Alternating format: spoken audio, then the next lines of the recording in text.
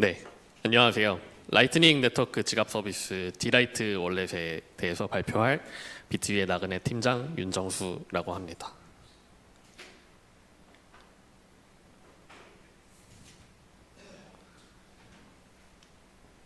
네. 저희 팀은 다양한 배경을 가진 5명의 팀원으로 구성이 되어 있습니다. 그리고 저희 발표는 위 순서로 진행이 될 예정입니다.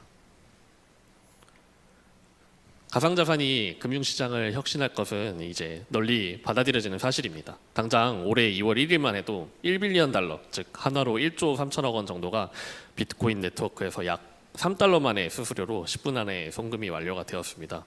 고액의 외화를 이체할 때 스위프트나 은행 등을 중개인으로 두고 거래할 때 발생하는 수수료의 규모를 생각을 해보면 실로 놀라운 규모라고 할 수 있습니다. 그리고 비트코인 현물 ETF가 승인이 되면서 블랙락과 같은 기관들은 비트코인을 이제 디지털화된 금이라 이야기하며 화폐나 지정학적 위기가 발생했을 때 나를 지켜줄 수 있는 자산이라 비트코인을 설명을 하고 있습니다. 그러나 비트코인은 이런 디지털 금으로서 역할을 강조하는 내러티브가 유행을 함에도 불구하고 비트코인의 첫 등장 목적은 피어투피어 일렉트로닉 캐시 시스템이었습니다.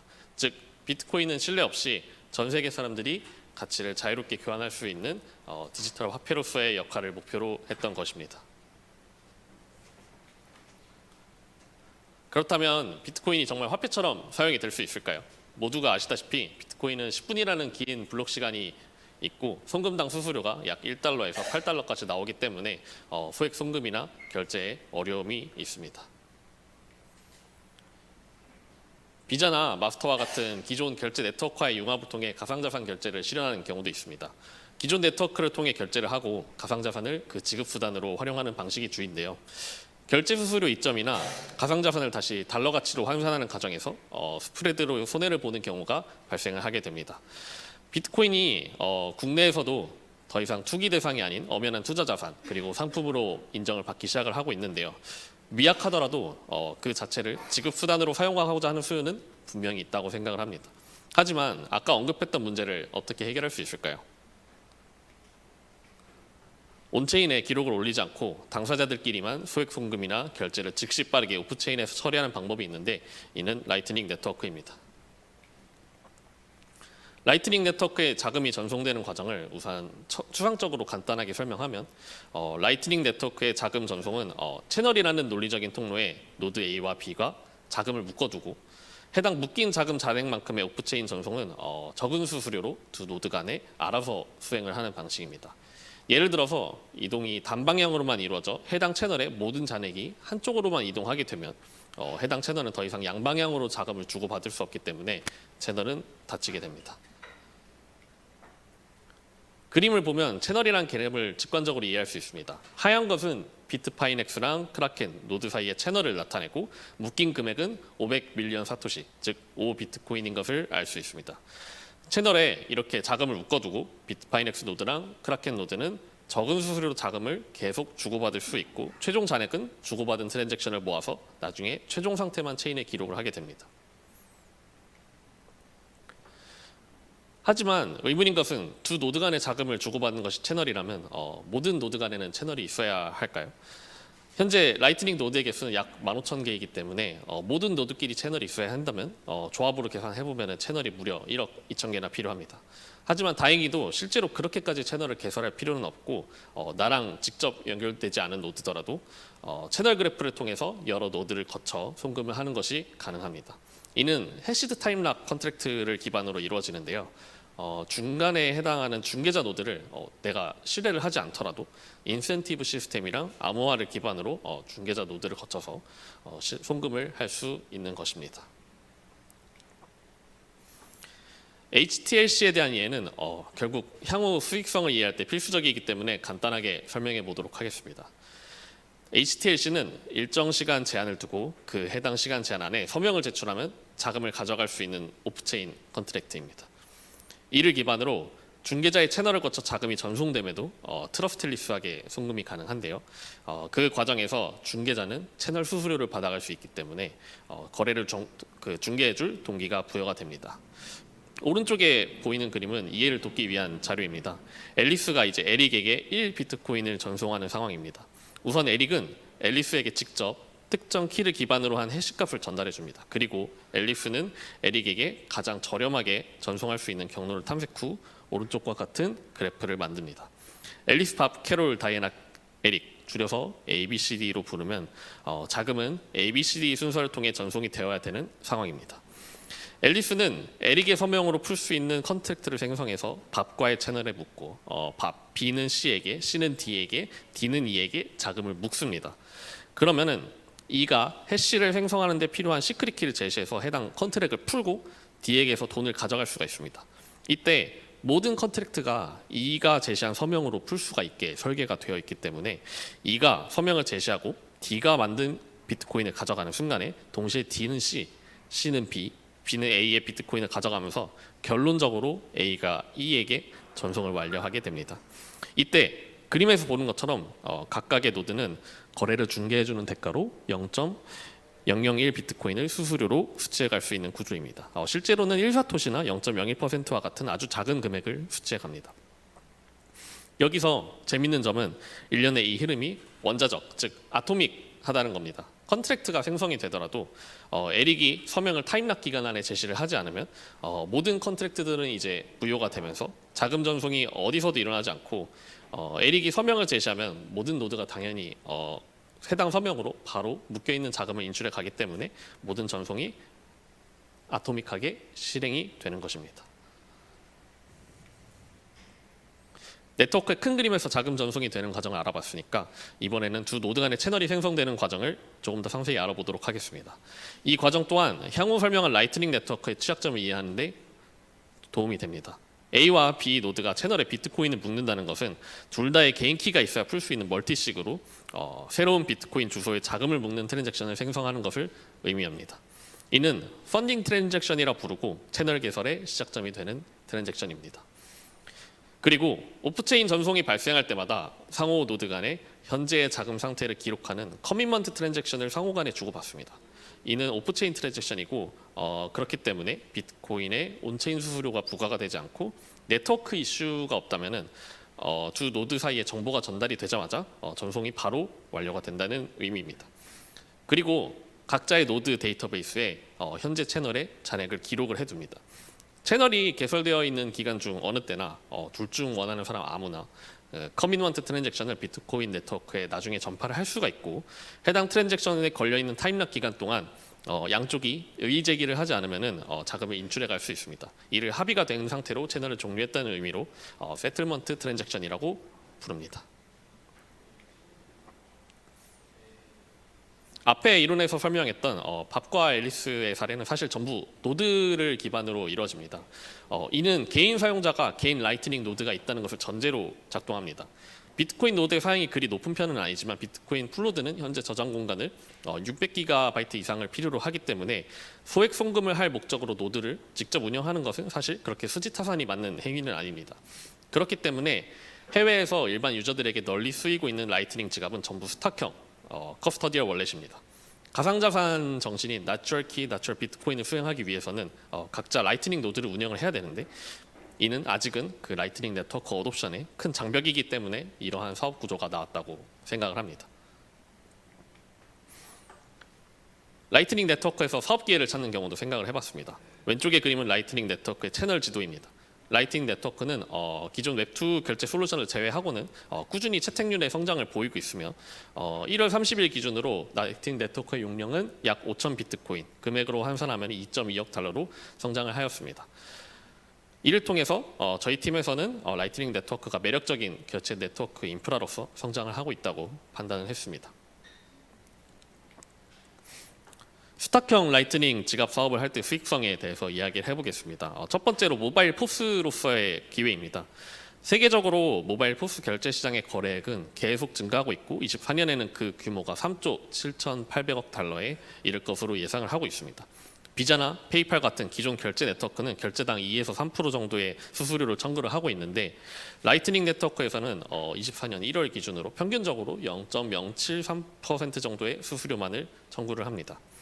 이처럼 큰 규모의 모바일 포스 시장에서 라이트닝 네트워크를 통한 결제 수요가 사실 그렇게 크지는 않더라도 결제 시장의 파일을 약간만이라도 가져올 수 있다면 분명히 높은 수익을 얻을 수 있다고 생각을 합니다. 이는 라이트닝 네트워크의 노드 운영비가 상당히 저렴한 편이라는 것도 좋은 근거가 됩니다.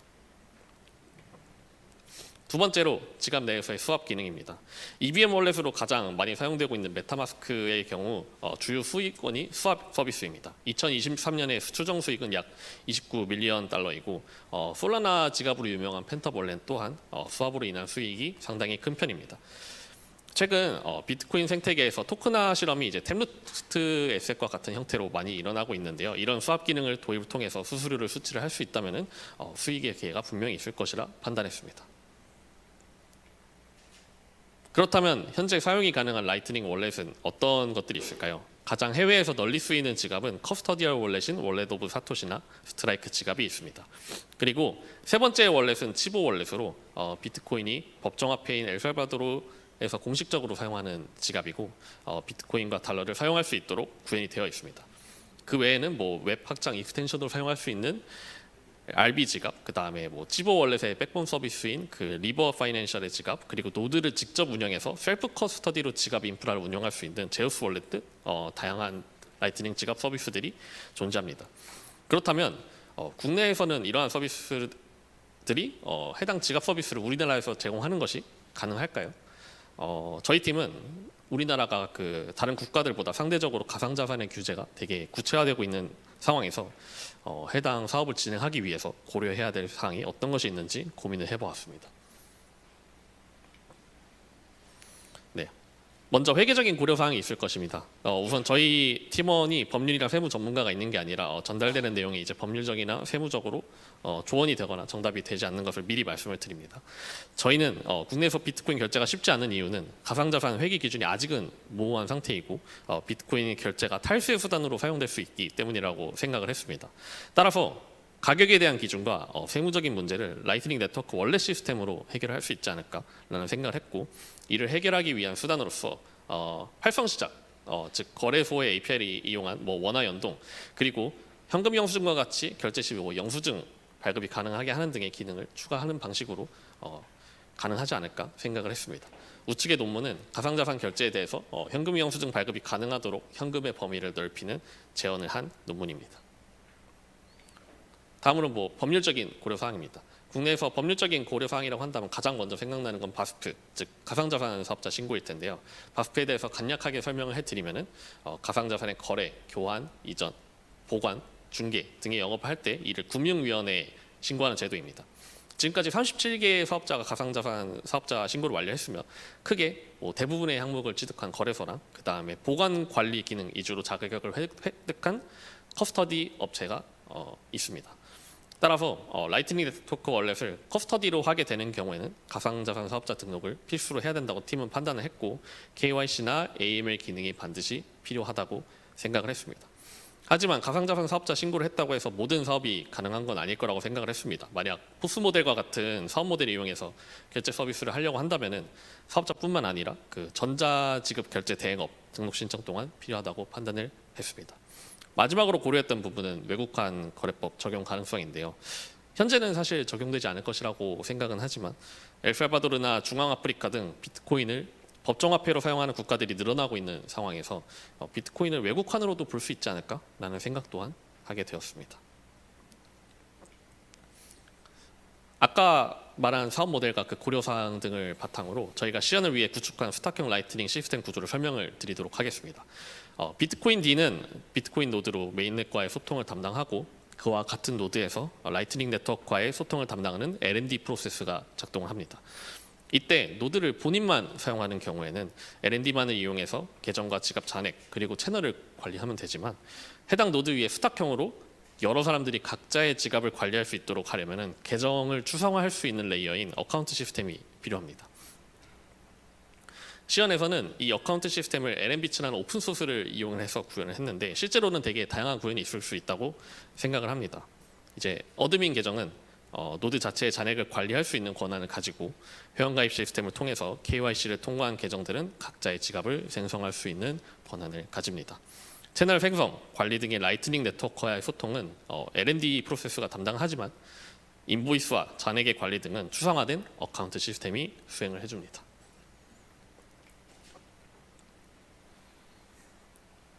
모든 프로세스를 이제 하나의 노드에서 관리하는 것도 가능하지만 운영하는 자금의 규모가 커질수록 그 노드의 장애 상황을 반드시 고려해야 합니다. 라이트닝 네트워크 데모는 이제 두 개의 데이터베이스를 반드시 손실되지 않도록 관리를 해야 되는데요. 하나는 wallet.db, 즉 노드에 남아있는 잔액을 관리하는 데이터베이스이고, 그리고 채널.db를 관리를 해야 합니다. 라이트닝 네트워크는 비트코인의 잔액을 노드의 지갑뿐만 아니라 채널의 형태로 묶인 상태로 이제 저장을 하고 있는데요. 내가 생성한 채널의 정보를 채널 데이터베이스에서 관리를 하고 있기 때문에 이 정보가 노드 장애 상황으로 유실이 된다면 묶여 있는 자금을 다시 클레임하지 못하는 상황이 발생할 수 있습니다. 그렇기 때문에 실제로 지갑 서비스를 할 때는 노드 장애 상황을 고려해서 백엔드 데이터베이스를 절대 단일 실패 지점으로 만들면 안 되고 etcd와 같은 분산 데이터베이스를 사용해서 내결함성을 가지도록 설계를 해야 됩니다. 그리고 노드의 보안 관점에서 시스템 구조에 반영해야 될 게 하나 더 있습니다. 이는 이제 채널 브리치 어택에 대한 대비입니다. 채널 구조에서 설명드렸던 것처럼 커밋먼트 트랜잭션은 오프체인으로 당사자 간에만 주고받는 트랜잭션입니다. 그래서 그 최신 상태를 이제 누구나 네트워크에 전파하고 채널의 잔액을 각자의 목으로 가져갈 수 있는데요. 그런데 두 노드 중에 이제 누군가 악의적으로 자기에게 잔액이 많은 과거의 커밋먼트 트랜잭션 네트워크에 제출을 해버리는 경우가 있을 수 있습니다. 해당 트랜잭션은 이제 타임락이 있기 때문에 바로 그 비트코인을 출금을 하지는 못하지만, 근데 상대방 노드는 비트코인 네트워크를 감시를 하면서 나와 채널을 개설한 그 상대방 노드가 악의적인 트랜잭션을 제출을 했는지 감시를 하다가 해당 트랜잭션이 발견된 경우에는 그 저스티스 트랜잭션, 정의의 트랜잭션을 통해서 상대방의 자금을 몰수를 해야 합니다. 하지만 이 프로세스가 정상적으로 작동을 하지 않으면 자금이 손실될 수가 있습니다. 이를 담당하는 프로세서가 이제 와치타워라는 프로세스입니다. 와치타워는 프로세스가 이제 라이트닝 네트워크의 커밋먼트 트랜잭션을 상태를 감시를 하고 메인 네트워크 또한 감시하는 역할을 수행합니다. 다만 이제 그 노드 장애 상황을 고려해가지고 L&D 노드랑 다른 노드에서 해당 프로세스가 작동이 돼야 됩니다. 그래서 최종 시스템 구조는 다음과 같습니다. L&D 또한 분산으로 구성을 해서 리더 L&D가 이제 불능일 경우에는 다른 L&D가 바로 리더로 선출될 수 있도록 구성을 해주고, L&D의 상태 또한 데이터베이스 클러스터에 보관해서 단일 노드 장애 상황에서도 데이터베이스가 안전하도록 설계를 해줘야 됩니다. 또한 L&D의 노드를 그 와치타워가 돌아가고 있는 다른 L&D 노드랑 그 다른 노드에다 배치를 해가지고 채널 상대방의 악의적인 행동이 발견된 경우 저스티스 트랜잭션을 메인넷에 전송할 수 있도록 대비가 되어야 합니다. 앞서 언급한 이제 KYC랑 자금 세탁 방지와 관련된 기획입니다. 라이트닝 인보이스는 그 볼트 11이라는 스펙으로 정의가 되어 있는데, 이 인보이스를 파싱을 하면은 그 송금이 대상이 되는 노드의 펍키를 찾을 수 있습니다. 현재 거래소들이 운영하는 방식처럼 특정 금액 이상인 송금인 경우에는 화이트 리스팅된 노드의 펍키에만 송금이 되도록 제한을 거는 것이 물리적으로 가능합니다. 문제는 수신을 이제 받는 경우인데, 라이트닝 네트워크의 홉 페이먼트는 오니언 라우팅이라는 기술 덕분에 나와 연결된 노드가 아닌 최초 발신자를 식별하는 것이 어렵습니다. 그렇기 때문에 현재 거래소와 마찬가지로 입금을 받은 후 잔액 반영 전에 후소명 절차를 거치는 방식으로 자금 출처 조사를 수행을 해야 합니다. 만약 협약을 맺은 노드가 있다면 별도 통신을 통해서 해당 거래의 자금 소명 절차를 빠르게 자동화할 수 있겠다 판단을 했습니다. 또한 바스프 그 등록자의 의무로서 향후 자금 세탁과 관련된 수사에 대응하기 위해서는 거래 내역을 유지하는 것도 필요한 기능이라고 생각을 했습니다. 이를 어카운트 시스템의 페이먼트 히스토리에 저장해두는 기능이 필요할 것으로 판단했습니다. 그럼 디라이트 지갑의 시연을 진행하도록 하겠습니다. 해당 시연에서는 이제 지갑의 생성, 간단한 KYC, 그다음에 인보이스 발행, 그리고 지불 및 관리자 수수료 확인이 포함이 되어 있습니다. 이는 이제 비트코인 메인넷에서 진행한 프로젝트이기 때문에 멤플과 같은 서비스에서 지금도 그림과 같이 디사이퍼 노드를 확인하실 수 있습니다.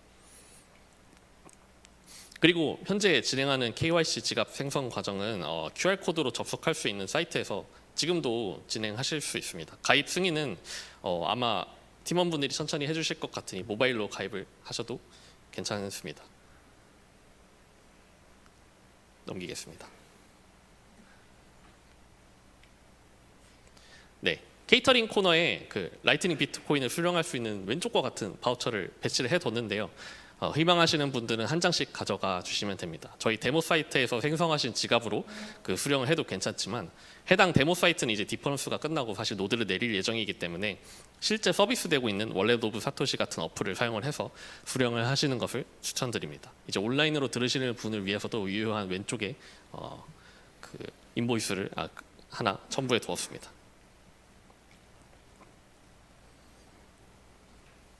네, 첫 번째 시연은 계정 생성과 그 승인 과정입니다.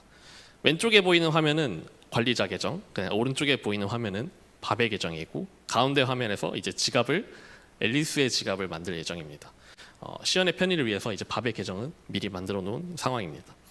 먼저 디라이트닝 월렛에서 등록을 눌러가지고 앨리스로 가입을 진행을 해보도록 하겠습니다. 이제 아이디랑 패스워드를 입력하면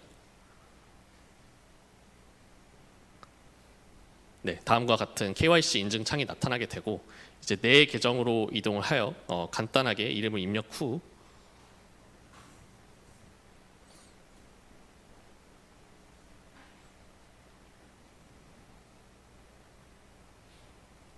네, 계정 업데이트 및 KYC 등록을 순서대로 이렇게 누르겠습니다. 이후에 이제 왼쪽에 있는 관리자 계정의 어드민 페이지로 들어가 보면은 네, 앨리스 계정에 이제 KYC를 요청한 것을 볼 수 있고 이제 이를 승인하는 절차를 걸치게 됩니다. 다시 앨리스 계정으로 돌아오게 되면은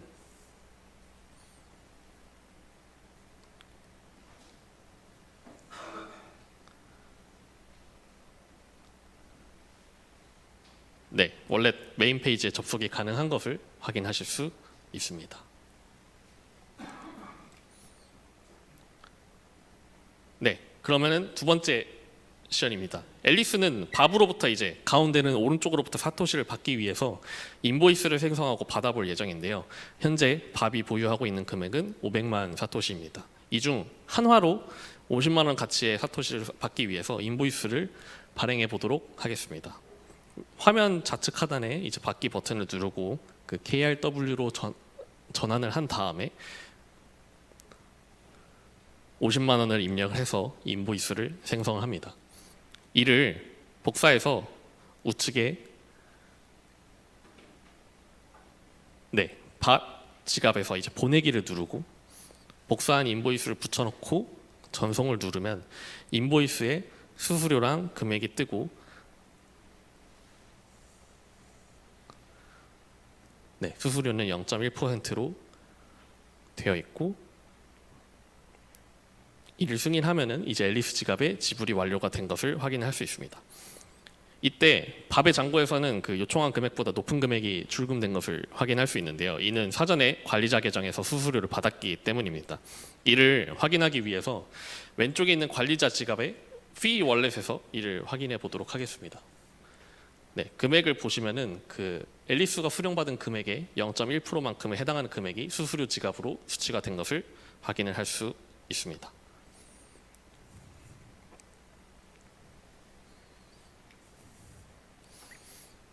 네, 실제로는 이제 생성한 계정 시스템과 핸드폰 어플리케이션을 통해서 계정 연동을 진행한 다음에 사용을 하게 되는데요.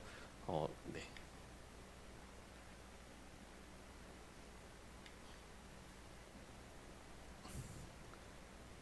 혹시 영상이 재생이 안 되는데, 네, 감사합니다. 네, L&D 허브라는 이제 블루 월렛을 통해서 L&D 허브를 통해 대중적인 그 비트코인 지갑에다가 이제 계정 시스템을 연동하는 시연입니다. 이제 보시는 것처럼 QR 코드를 통해서 이제 다른 라이트닝 지갑에 연동을 진행하면은 아까 저희의 잔액에 남아 있는 금액이 어플리케이션에 반영이 되어 있는 것을 확인을 하실 수 있고.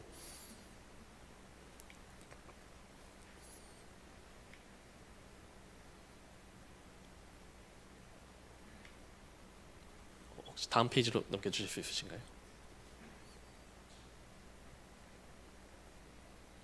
네. 이제 연동한 계정을 그 월렛 오브 사토시라는 어플에서 이제 다른 라이트닝 네트워크 지갑으로 이제 자산을 전송하는 시연을 진행하도록 하겠습니다. 이제 월렛 오브 사토시에서 이제 10,000원을 지불받는 시연인데요. 이제 10,000원을 입력을 하고 인보이스를 발행을 하고 QR 코드를 인식을 하면은 보시는 것처럼 되게 간편하게 송금이 이루어집니다.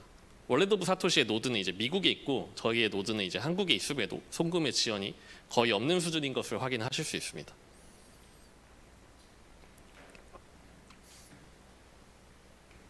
혹시 화면 넘겨주실 수 있으신가요? 네, 감사합니다. 이제 방금 송금한 내역은 이제 개별 계정 페이지의 송금 이력에서도 확인하실 수 있습니다. 방금 원화로 이제 10,000원 가치에 해당하는 수신 내역이 송수신 이력 페이지에서 확인이 가능한 것 또한 확인을 할 수 있습니다.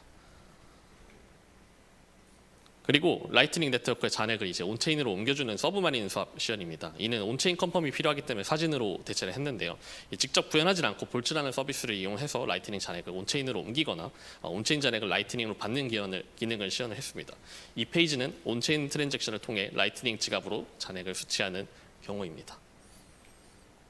그리고 이 페이지는 라이트닝 지갑의 잔액을 온체인으로 보내는 스왑 아웃에 대한 시연입니다.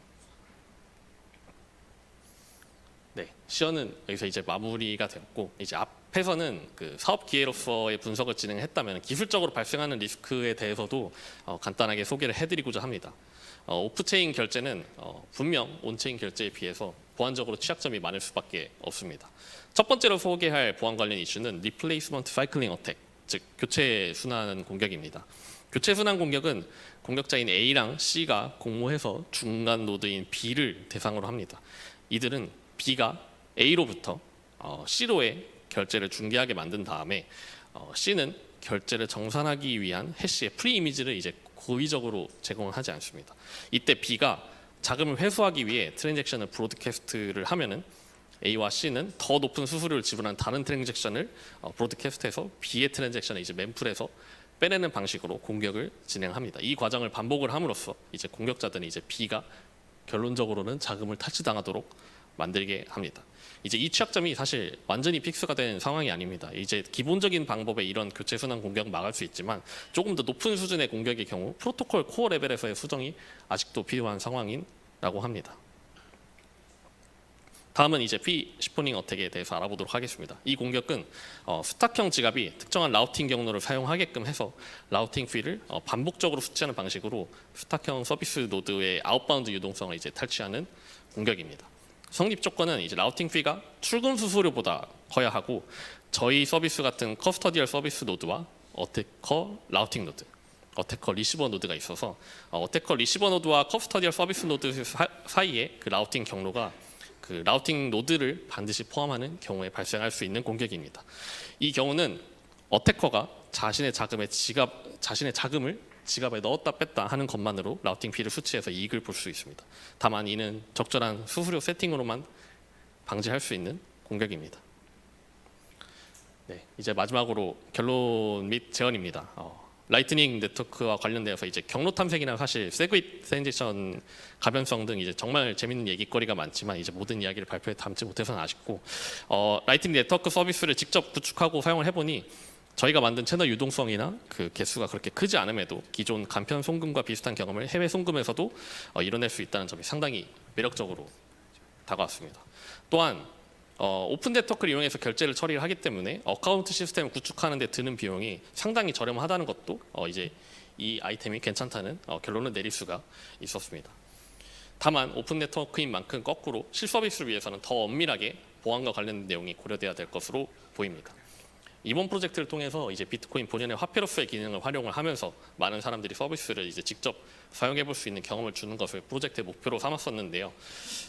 저희가 느꼈던 점은 이 라이트닝 네트워크 비트코인을 법정화폐로 쉽게 교환할 수 있도록 거래소나 증권사 등이 이제 이를 지원해 준다면 사용 경험이 몹시 좋기 때문에 채택률이 빠르게 올라갈 수 있지 않을까라는 생각을 했습니다.